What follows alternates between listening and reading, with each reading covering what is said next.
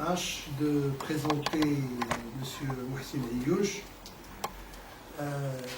avant qu'il ne commence sa conférence. Alors, M.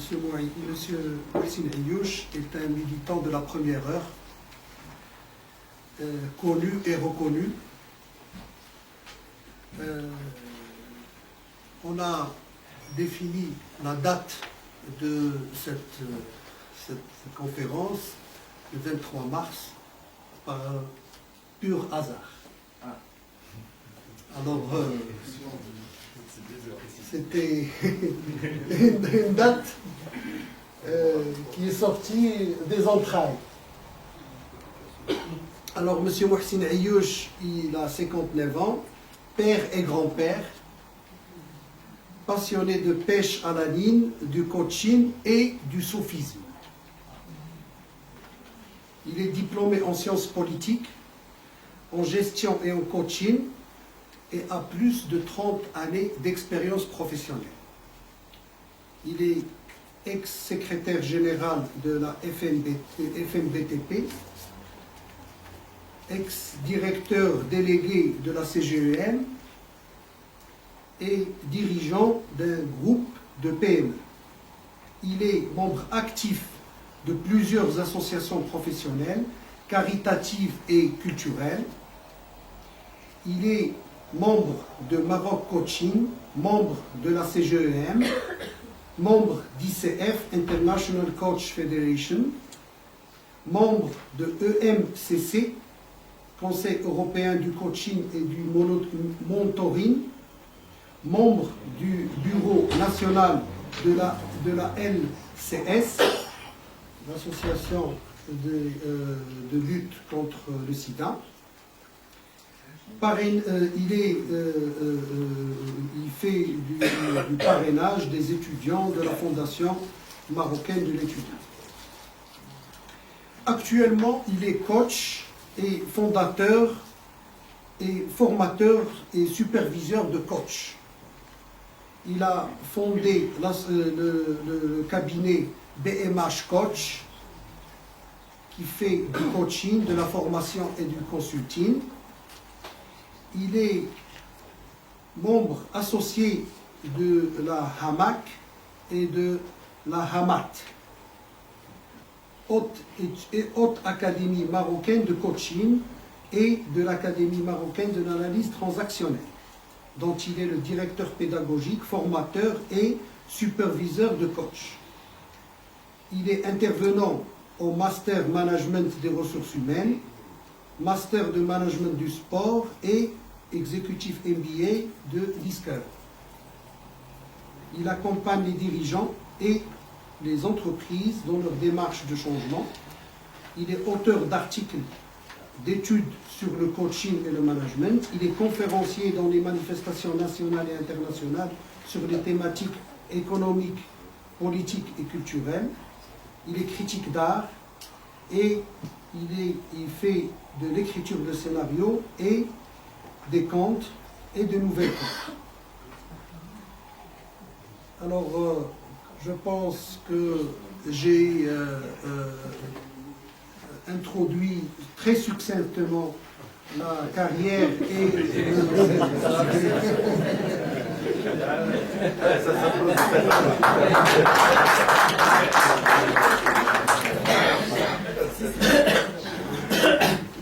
Alors, je suis aujourd'hui honoré d'avoir M. Mohsin Ayyouch à mes côtés pour qu'il présente ce thème très original. Il faut dire que quand je lui ai proposé de faire une conférence chez nous au Rotary, il m'a dit qu'il est en train de faire des recherches sur ce thème-là et qu'il proposerait le thème management et spiritualité, chose qui m'a beaucoup plu par l'originalité du thème et par, je suis sûr, la qualité des recherches que M. Ayyouch a fait sur le sujet. Sans plus tarder, je cède la parole à M. Ayouch et je vous souhaite une très bonne conférence. Merci.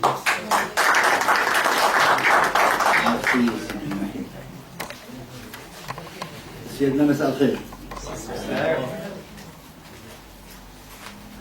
une petite proposition en fait, avant de commencer à vous entretenir du thème de ce soir. Je vous propose, c'est bon comme ça, je vous propose que vous teniez une réunion. Sauf que ce sera une réunion particulière, une réunion de chacun avec lui-même. Ce que personnellement j'appelle une réunion au sommet parce qu'elle est extrêmement importante. Lors de cette réunion, je vous propose de mettre de côté toutes vos préoccupations humaines du moment. Il y a les mails que je n'ai pas encore lus, les coups de fil que j'ai redonnés mais la personne n'était pas rendue compte, le dossier que je dois traiter demain, le banquier qui ne veut pas me recevoir depuis 2 ou 3 jours, tout ça, mettez-le de côté. Le robinet qui fuit dans la salle de bain, je n'ai pas eu le temps d'appeler le plombier, tout cela, je vous propose de le mettre de côté, non pas de l'abandonner, mais juste de le mettre en dehors de l'instant présent. Petit exemple technique. Ce matin, en sortant de chez moi, en m'habillant, j'ai choisi cette veste. Donc je l'ai portée. Là maintenant, il fait un peu chaud, puis je l'ai parlé. Elle va me déranger un peu cette veste. Qu'est-ce que je fais? Je l'enlève. Remarquez que je ne la balance pas par la fenêtre, c'est ma veste. Elle m'est chère. Je ne l'abandonne pas. Sauf que, aujourd'hui, à cet instant-là, elle ne va me servir à rien. Donc je la mets de côté tout gentiment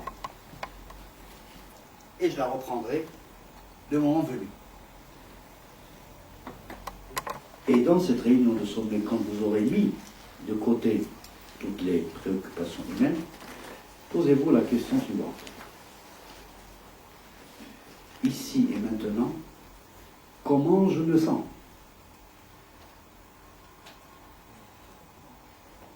Moi, personne unique sur Terre.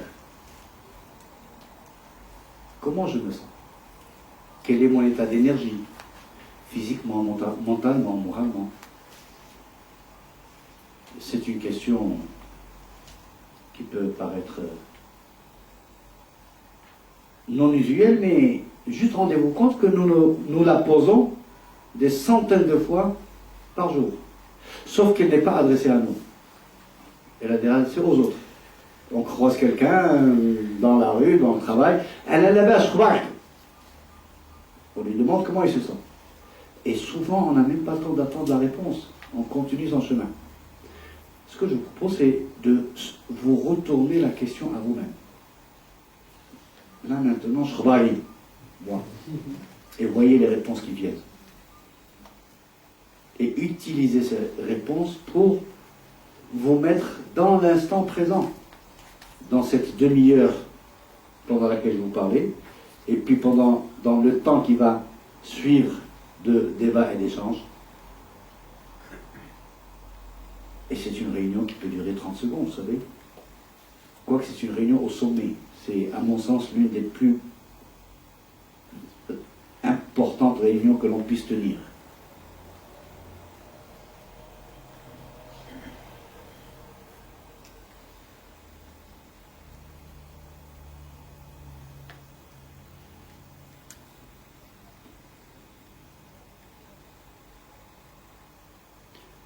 La réunion étant terminée, je m'en vais donc vous entretenir de spiritualité majeure, mais au préalable, je voudrais remercier Si Belmahi et le Rotary Club Casablanca Atlantique de me donner cette occasion de partager avec vous.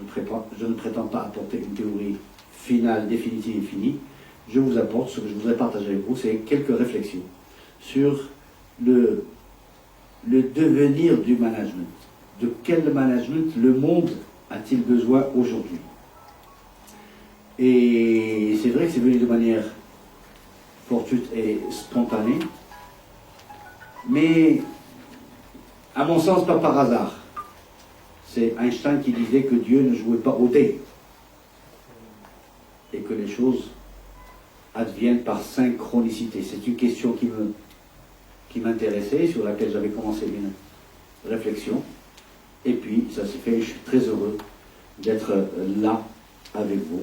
Cette réponse, je suis très heureux, c'est ce que j'ai obtenu quand je m'ai tenu à l'instant même ma réunion au sommet et je me suis dit, Ashkobari, je me suis répondu, je suis heureux d'être là avec toute cette personne à partager ces idées-là. Et donc, quand j'ai commencé à mettre noir sur blanc mes idées, je suis revenu à un article que j'avais écrit en 2008, où il n'était pas question de spiritualité, mais c'était un article pour une revue spécialisée sur le management alternatif. Et si vous permettez, je vais vous lire le chapeau de cet article-là.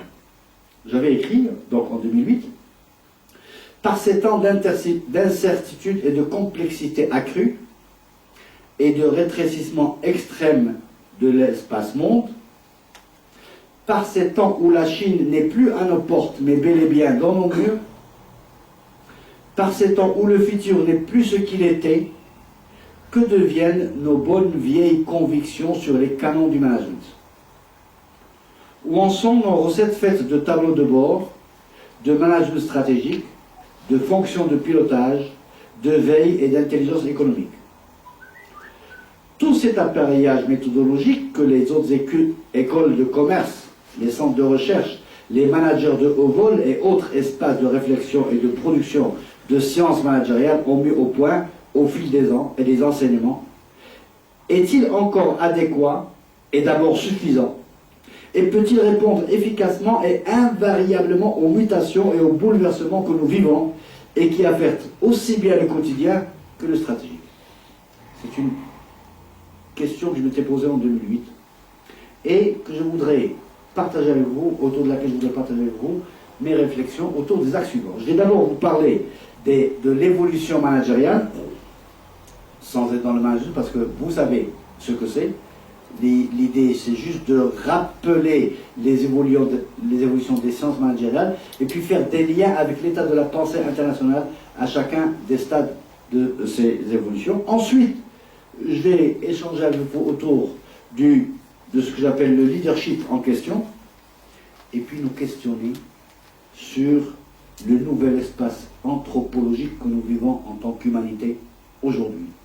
Pour conclure sur la spiritualité et le management, et j'aime beaucoup le mot de M. le Président qui dit on va essayer de conjuguer, voire de marier tout ça, voir quels sont les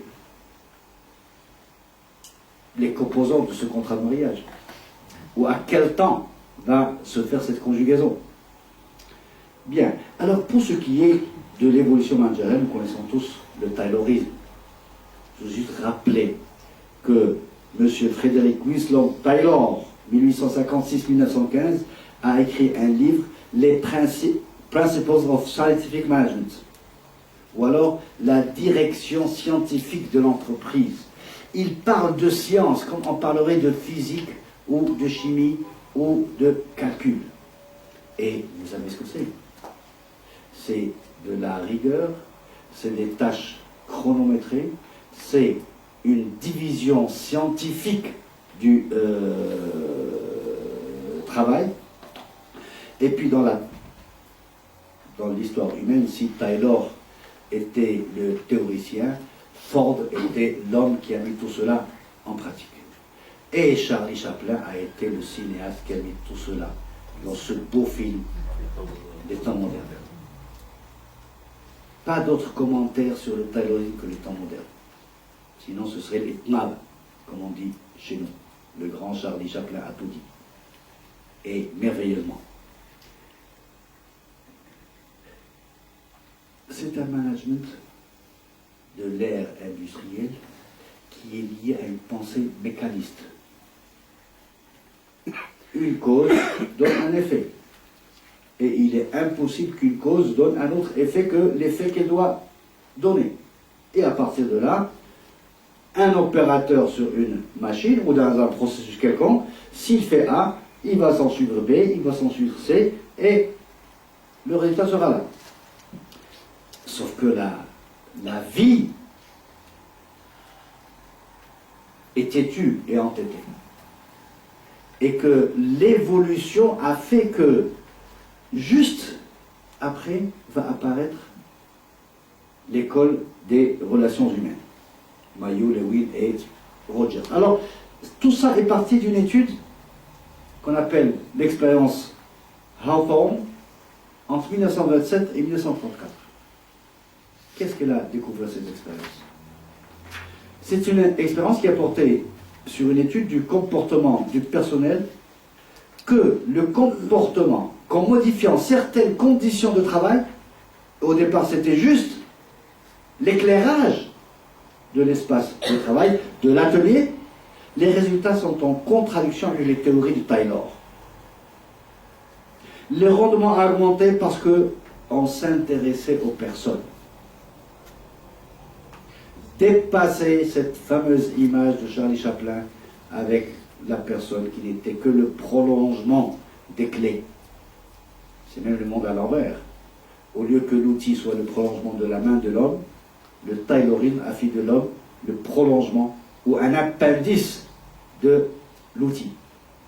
Et donc, cette étude a démontré que les gens, si on s'intéresse à eux, de quelque manière que ce soit, leur productivité, leur rendement augmentait et s'améliorait.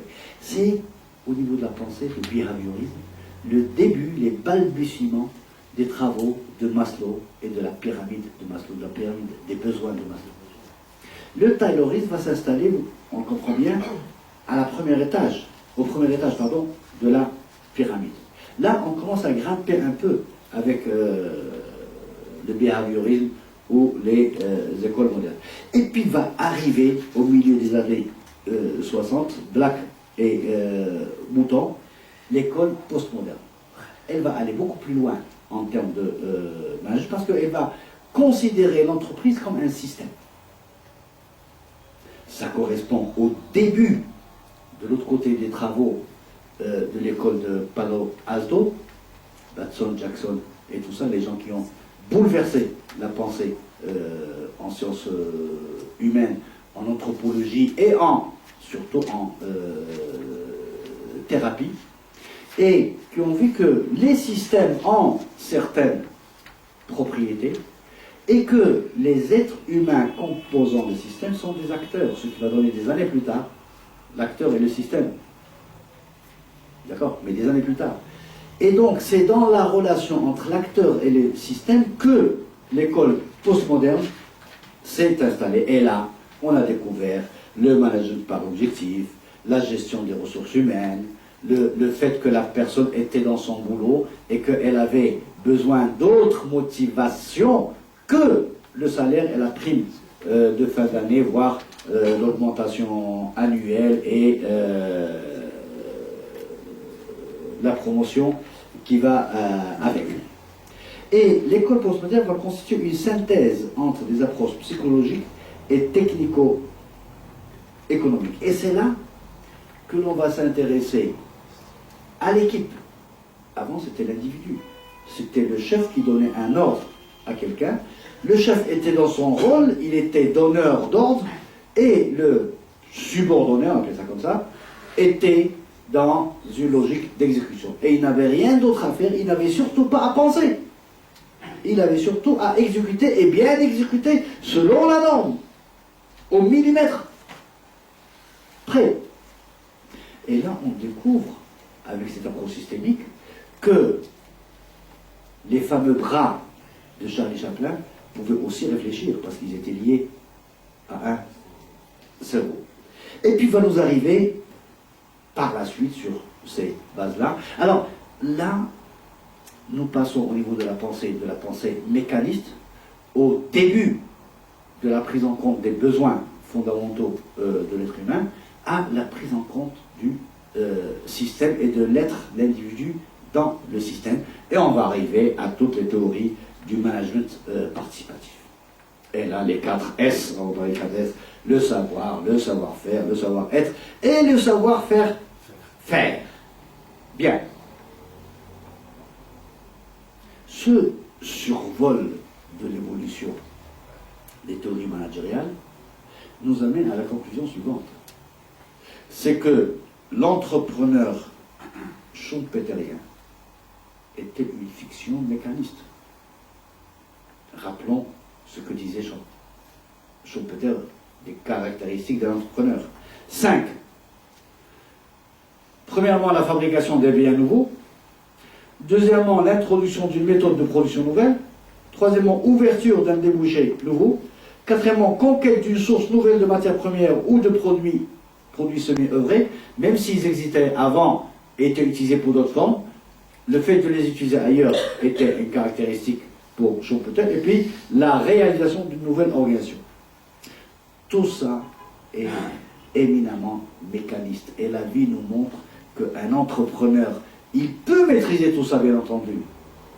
Mais, on reviendrait aux mathématiques, c'est nécessaire, mais insuffisant. Merci. Et c'est ça, c'est là où le vrai questionnement va commencer à s'installer. À côté des théories du management, il y a eu tous les développements sur le leadership. Et là, j'ai envie de partager avec vous une étude récente réalisée en 2014, que j'ai eu le plaisir d'être dans le comité de suivi, faite par le CESEM, qui est le centre de type de recherche de HEM, et qui s'est intéressé aux perceptions de leadership au Maroc, et qui a fait l'enquête qu'il faut sur les bases scientifiques. Et l'étonnement que nous avons eu, c'est que ce que les cadres demandent aux leaders, c'est juste de l'écoute et un management participatif. Alors, imaginez ceux qui étaient en back-office, ceux qui menaient l'étude et le comité qui suivait, imaginez leur étonnement, parce que nous sommes férus de théories sur le leadership et Harvard et Stanford et tout ça, et que le leader doit être porteur de vision, et que le leader doit faire ceci, il doit faire cela. Ce qu'on lui demande réellement, ce que lui demandent les gens qui sont sur le terrain, c'est juste d'être participatif et d'écouter. Nous avons émis des hypothèses, parmi lesquelles celles que je partagerai avec vous. Mais au préalable, voyons même ce leadership, comment il a évolué. Dans les années 20, le leader, c'était celui qui avait la capacité d'imposer sa volonté à ses suiveurs. Années 40, capacité à persuader ou diriger des hommes, hors le prestige ou le pouvoir conféré par les circonstances externes et par lui-même. C'est cette personne qu'on va suivre. Et il a la capacité de persuader. Les années 60, on va parler d'influence. La capacité ou l'action d'influencer une ou plusieurs autres personnes pour les orienter vers une direction partagée. Nous sommes déjà dans les années 60 et Schumpeter était décédé. Les années 80, nous parlons de la capacité à motiver les autres dans le but de les amener à mener une action représentant un objectif commun. La question que je me pose et que je débattrai avec vous, dans les années 2020, de quel type de leader avons-nous besoin? Nous sommes passés du leader charismatique au leader institutionnel, au leader motivant, au leader porteur de vision, mais pour les années à venir, déjà maintenant et pour les années à venir, de quel type de leader avons-nous besoin? Et pour cela, il faut voir dans quel nouvel espace anthropologique nous vivons. L'expression, le concept est de Pierre Lévy, qui dans les années 80 s'est intéressé à l'intelligence collective et qui a fondé une chaire de l'intelligence collective à l'Université de Québec, et qui est avec Bono, Zara et d'autres les spécialistes de ce qu'on appelle aujourd'hui l'intelligence collective.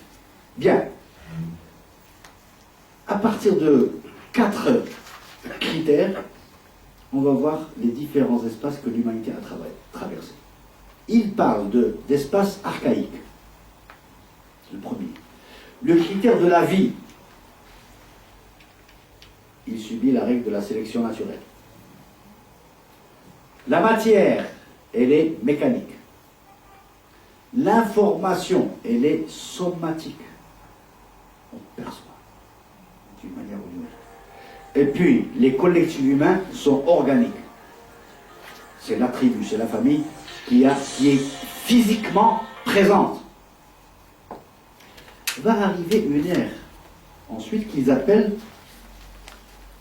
l'ère molaire. Je me demande pourquoi d'ailleurs. La vie subit la sélection artificielle. La matière est dans le domaine de la thermodynamique. L'information est médiatique. Et puis, les collectifs humains s'organisent autour de la transcendance.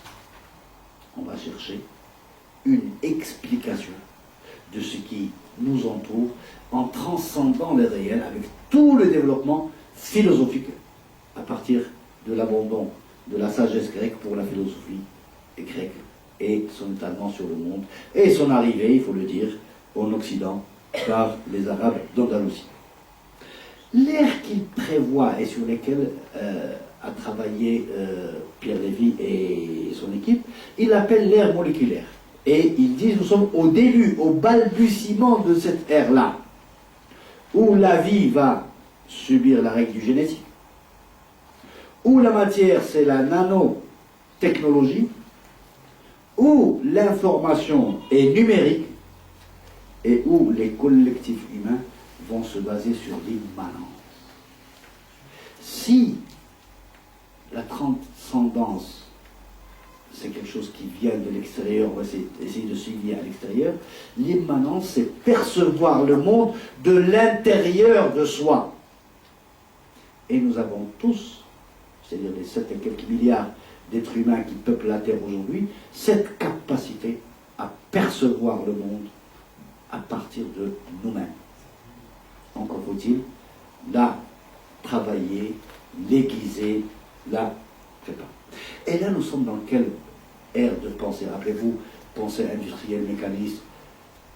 Nous sommes, à mon sens, au balbutiement de la pensée quantique et à l'éveil sur ses répercussions dans les relations humaines. De quoi il s'agit? Depuis la philosophie grecque, l'humanité a vécu sur cette dichotomie. Si nous nous rappelons nos cours de philosophie, il y avait un chapitre sur les matérialistes et un chapitre sur les idéalistes. Et on terminait un chapitre avant de passer à l'autre.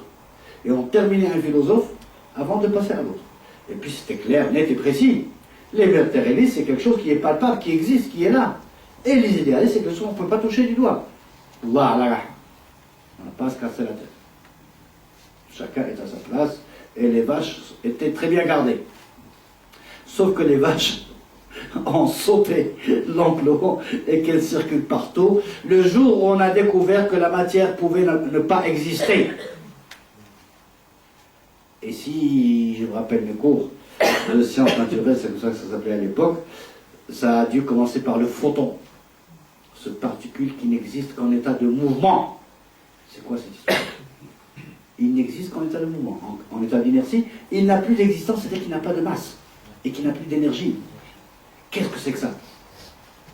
Et qu'advient-il de cette dichotomie, idéalisme d'un côté, matérialisme de l'autre? Donc tout ça, et je ne vous parle pas du boson de Higgs. C'est encore plus compliqué que le fameux petit photon que nous étudions en cours de cinétique. La matière peut ne pas exister. Et l'idée peut se matérialiser. L'idée peut se matérialiser.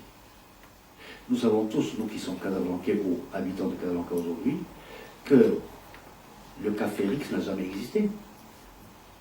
Et que le film Casablanca était à 100% tourné à Hollywood. Et honnêtement et personnellement, quand j'ai envie de